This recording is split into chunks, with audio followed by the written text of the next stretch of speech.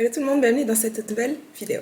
Alors aujourd'hui on est lundi matin, j'ai bossé toute la matinée et là je suis sur le point d'enregistrer un podcast avec Alia. Donc il y a tout qui est en place.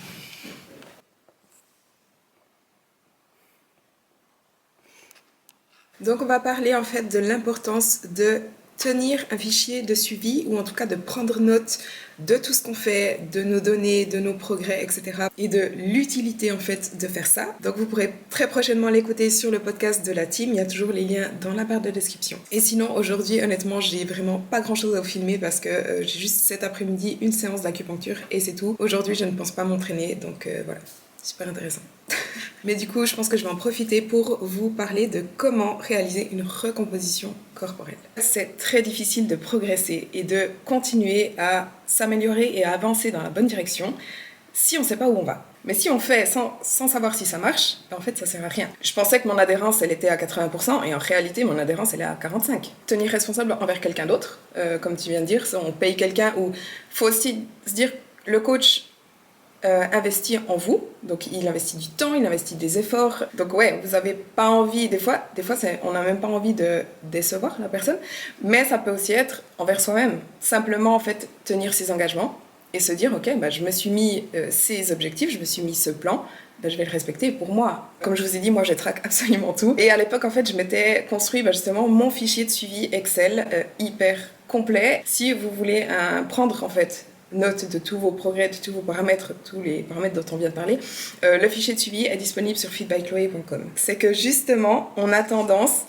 à ne pas prendre conscience de nos progrès. Franchement, moi je regrette aussi de ne pas avoir pris plus de photos avant. Alors, on vient de terminer le podcast avec Alia. Et là, comme je vous ai dit avant, en fait, je vais directement en profiter pour vous parler du sujet de cette vidéo qui est donc comment réaliser une recomposition corporelle. Alors, tout d'abord, une recomposition corporelle, c'est quoi ? C'est prendre en masse musculaire et perdre en masse grasse. Et en fait, je dirais que ça revient principalement à trois choses. Peu importe votre niveau, votre état actuel, votre situation, ces trois choses s'appliquent. La première, c'est de s'entraîner dur. La deuxième, c'est de manger suffisamment de protéines. Et la troisième, c'est la patience. Donc, s'entraîner dur tout d'abord. Alors il y a une grosse incompréhension sur la signification de s'entraîner dur. S'entraîner dur, ça ne veut pas dire en faire plus.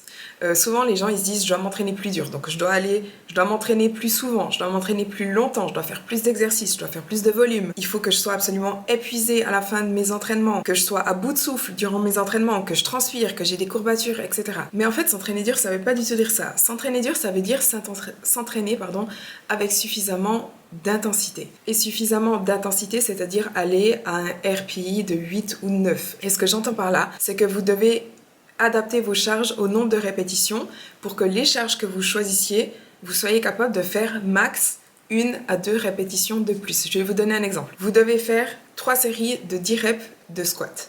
Si vous faites des squats à, on va dire, 40 kg et que vous faites une série de 10, mais en réalité, vous serez capable de faire 15 répétitions. Ça sert à rien, c'est pas assez difficile. Donc vous allez plutôt faire des squats à 50 kg pour que vous fassiez 10 répétitions, mais qu'en réalité vous soyez capable de faire 11 ou 12 maximum. Et ça pour les 3 séries. Donc si la première série vous êtes capable effectivement de faire 10 squats, peut-être 11 ou 12, mais qu'à la deuxième série vous faites déjà plus que 5 squats, c'est déjà trop lourd. Vous devez être capable de faire vos 3 séries de 10 avec la charge que vous utilisez. Et donc, pas mettre trop léger, comme je vous dis, pas vous arrêter à 10 alors que vous êtes capable de faire 15-16 répétitions, et en même temps pas trop lourd pour être capable de faire toutes vos séries, toutes vos répétitions. Et pour s'entraîner suffisamment intensément, donc pour être capable aussi de soulever suffisamment lourd pour toutes vos séries, vos reps, etc., vous avez besoin de prendre suffisamment de temps de repos. Donc c'est là que je vous dis, vous devez pas être à bout de souffle durant tous vos entraînements, être transpirant, parce qu'un entraînement de musculation, vous devez prendre suffisamment de repos pour récupérer entre vos séries pour être capable de refaire une série complète. Et la dernière chose, c'est de vous entraîner avec une technique irréprochable. Donc bien sûr, vous allez apprendre la technique, donc au début, votre technique sera pas bonne et vous allez gentiment vous améliorer, mais le but, c'est vraiment de vous entraîner avec une bonne technique. Et du moment que votre technique n'est pas bonne, n'augmentez pas les charges. Et pourquoi c'est très important dans le cadre d'une recomposition corporelle? Parce que comme je viens de vous dire, avant, une recomposition corporelle, c'est avoir plus de masse musculaire. Mais c'est l'entraînement qui va créer du muscle. Vous pouvez manger aussi bien que vous voulez, de façon aussi adaptée à vos objectifs. Si vous ne vous entraînez pas suffisamment intensément, vous n'allez jamais prendre en masse musculaire. L'entraînement, c'est vraiment ce qui construit le muscle. Je vais vous donner une métaphore que j'ai beaucoup aimée de Jeff Nippard. Prenez une voiture. Et dites-vous que le moteur de la voiture, c'est l'entraînement et que l'essence, c'est l'alimentation. Si vous mettez de l'essence de bonne qualité dans votre voiture, elle va marcher à fond. Mais maintenant, si vous enlevez le moteur, vous pouvez mettre autant d'essence dans votre voiture que vous voulez, votre voiture, elle va pas avancer. C'est la même chose avec le fitness. Vous pouvez manger aussi bien que vous voulez. Si derrière vous vous entraînez pas correctement, vous allez jamais créer du muscle. Donc voilà, première chose, s'entraîner suffisamment intensément.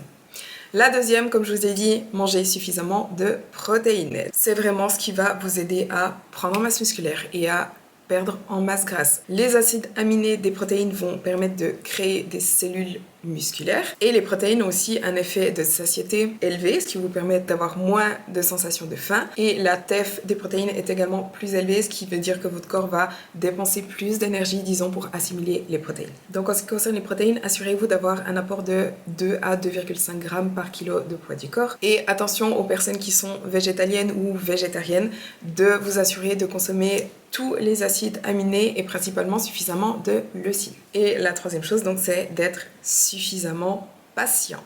Une transformation physique ne se fait pas en quelques semaines. Ça prend des mois, voire des années, principalement la construction musculaire. Prendre du muscle, ça prend des mois et des mois et des années. Je vais peut-être vous mettre une photo sur l'écran de quand j'ai commencé la muscu et de maintenant, mais il faut savoir qu'il y a 7 ans de différence entre les deux. Donc bien sûr, vous allez voir des progrès après quelques mois, après une année, mais pour vraiment obtenir le physique que vous avez en tête, il faut être conscient que ça prend du temps. Donc maintenant, concrètement, comment faire une recomposition corporelle? Ça va dépendre de votre point de départ. Et là, je dirais qu'on peut séparer en 3 groupes avec chacun un peu un processus différent. Donc le tout premier type de personne qui va vraiment, j'ai envie de dire facilement, faire une recomposition corporelle, c'est les débutants. Les débutants vont vraiment progresser très facilement, sans avoir besoin de faire un gros déficit calorique, sans avoir besoin d'être en surplus calorique, et ils vont vraiment être capables de perdre du gras en même temps que créer du muscle. Donc il y a les débutants, donc les personnes qui n'ont jamais fait de muscu ou qui ne sont pas sportives, etc. Mais ça concerne aussi les personnes qui reprennent, donc les personnes qui ont été blessées pendant longtemps, qui ont eu une opération ou qui ont simplement laissé tomber pendant longtemps, qui ont fait une longue pause.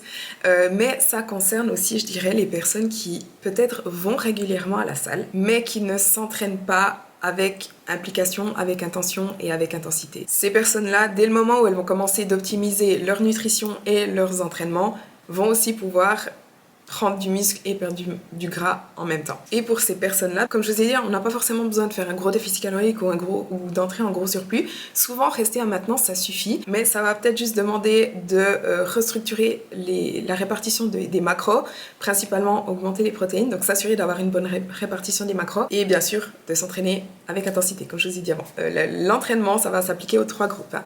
Mais au niveau de la nutrition, maintenance, avec une bonne répartition des macros, ça va suffire. Maintenant, les 2 derniers types de personnes, c'est les personnes qui sont avancées. Donc tout d'abord, il y a les personnes qui sont avancées, mais qui ont un taux de masse grasse plutôt bas à normal, disons. Donc là, je dirais pour une femme, c'est entre 15 et 22% environ, et pour un homme, c'est entre 6 et 12%. Et là, on va plutôt entrer en léger surplus calorique. Donc je recommande un surplus calorique qui va de environ 5 à 25%. Plus on a un taux de masse grasse bas, plus on est maigre, plus on est mince, plus on va pouvoir être agressif, donc plus on va pouvoir aller dans un surplus calorique de 20 à 25%, et plus on a un taux de masse grasse normal, plus on va être conservateur avec le surplus calorique, donc on va commencer à 5%, 5-10%, quelque chose comme ça, on va aller gentiment. Et ça va permettre donc de prendre en masse musculaire.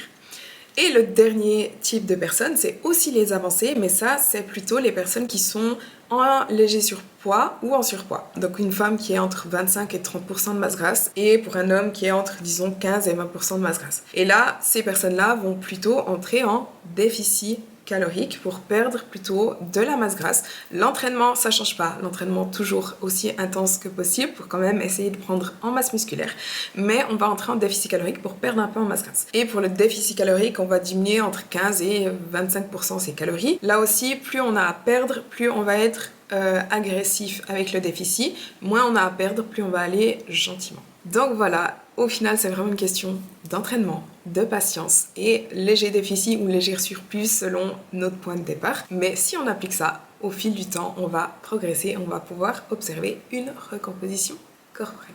J'espère que ces conseils vous auront aidé. Si vous avez des questions par rapport à ça, n'hésitez pas aussi à me les mettre dans les commentaires. Et une dernière chose, si vous devez entrer en déficit calorique ou en surplus calorique, il y a aussi mes guides sur la sèche, sur la prise de masse. J'ai aussi un guide sur la reverse diet pour que vous ayez vraiment toutes les explications, toutes les étapes pas à pas pour mener à bien justement une prise de masse musculaire ou une perte de masse grasse. Donc vous retrouvez aussi les liens dans la barre de description.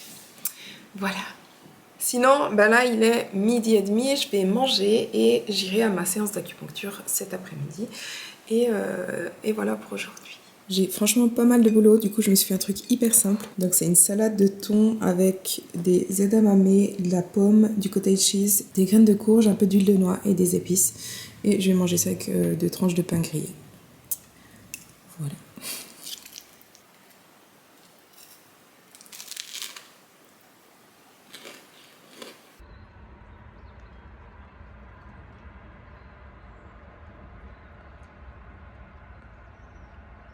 Alors aujourd'hui on est mardi matin, j'ai une chier de boulot. J'ai bossé ce matin mais là il faut que j'aille m'entraîner parce que cet après-midi j'ai rendez-vous chez mon physio à Neuch, ensuite je passe chez ma soeur, etc. Donc j'aurai plein de boulot ce soir. Mais ouais, là je vais aller faire des squats, des hip thrusts et je sais pas encore quoi d'autre, on verra.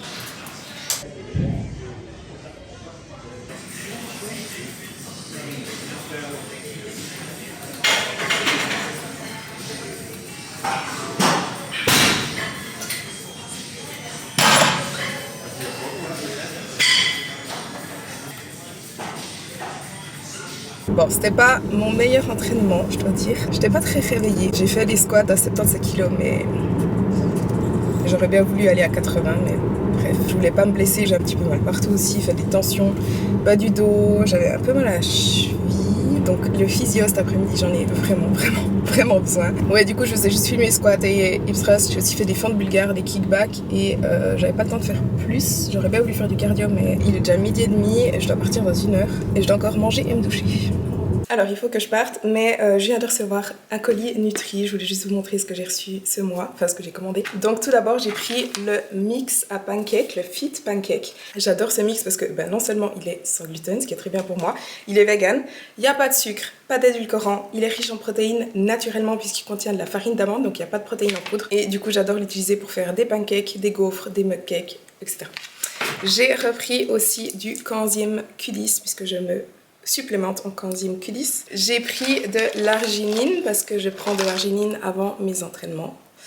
J'ai repris aussi une cure de collagène, les collagène shots Beauty Elixir. Donc c'est des shots à prendre chaque matin qui contiennent du collagène et plein de vitamines et minéraux. Et finalement j'ai pris du sirop d'agave parce que j'en avais plus. Donc pour rappel, vous avez toujours moins 15% sur tout le site Nutri avec le code Chloé 15 sur le site français et le code Chloé sur le site suisse. Alors je viens de rentrer, je voulais vous montrer ce que je me suis fait à manger parce que je sais que vous aimez bien quand je vous montre ce que je mange. Donc je me suis fait des pâtes de sarrasin avec des poireaux, des épinards et de la crème et puis un steak. J'arrête pas de me faire des plats à la crème, c'est tellement bon. Alors aujourd'hui on est mercredi, je vais aller à la salle faire le haut du corps et puis du cardio. Je voulais vous dire que j'avais publié de nouveaux épisodes sur le podcast, donc déjà celui que j'ai enregistré lundi avec Alia sur l'importance de tenir un fichier de suivi. Et il y a aussi un podcast que Colomba a enregistré la semaine passée sur le sujet du stress et de l'alimentation. Et le prochain, ce sera un podcast que Safia a enregistré avec l'une de ses clientes. Donc vous aurez en fait le témoignage d'une cliente de la team et surtout elles vont aborder le sujet de comment bien communiquer avec son coach, parce que ça c'est quelque chose qui est très important. Donc voilà, vendredi j'enregistre aussi un podcast avec Anaïs sur l'impact des préparations bikini sur les hormones. Et normalement la semaine prochaine j'enregistre un podcast avec Nevin sur la pression de la perte de poids. Donc voilà un petit peu les sujets qui arrivent sur le podcast. Je crois que je l'ai déjà dit dans cette vidéo, mais les liens d'écoute sont dans la barre de description. Et si le podcast vous plaît, n'oubliez pas de lui donner une note, ça aide vraiment. Ou alors de partager le podcast sur les réseaux sociaux, ça nous aide toujours aussi. J'étais sur le point de prendre mon pré-workout et en fait je me suis dit que j'allais partager ma recette avec vous. Alors c'est pas quelque chose de nouveau, je prenais ça déjà en 2019 et je pense que si vous voyez mes vlogs de 2019 vous retrouvez la recette, je vous la donnais assez souvent. En fait je ne prends pas de pré-workout, donc des mélanges qui sont tout faits, des boosters en fait, parce que tout d'abord je les supporte pas au niveau de ma digestion à cause des édulcorants, des saveurs artificielles etc qui rajoutent dedans, ça me donne directement mal au ventre, mais en plus c'est super cher et en plus les formules sont pas des plus efficaces parce qu'ils rajoutent plein de poudres qui ne servent à rien dedans pour faire plus de volume et vous vendre ça plus cher. Donc si vous voulez vous-même vous faire votre pré-workout, il vous suffit de 3 ou 4 ingrédients qui sont vraiment pas très chers en plus. Donc tout d'abord c'est en fait comme je vous disais hier je vous ai dit que je prenais de l'arginine avant mes entraînements. Donc je prends effectivement 2 grammes d'arginine. Avec ça je prends aussi 2 grammes de citrulline malate et 2 grammes de bêta-alanine. Donc la bêta-alanine c'est l'ingrédient qui donne un petit peu les fourmis, vous savez les picotements en fait qu'on peut ressentir sur le visage, les mains, etc. Donc voilà, 2 grammes d'arginine, 2 grammes de citrulline malate et 2 grammes de bêta-alanine. Et si vous vous entraînez le matin ou disons dans la première partie de la journée, vous pouvez encore ajouter de la caféine. Donc moi je prends 200 mg de caféine quand je vais m'entraîner le matin. En général j'évite la caféine à partir de midi ou 13-14 heures maximum. Si je vais m'entraîner après 14 heures, je ne prends absolument pas de caféine parce que ça m'empêche de dormir. Donc voilà, si vous essayez, n'hésitez pas à me dire dans les commentaires comment se passent vos entraînements et voilà.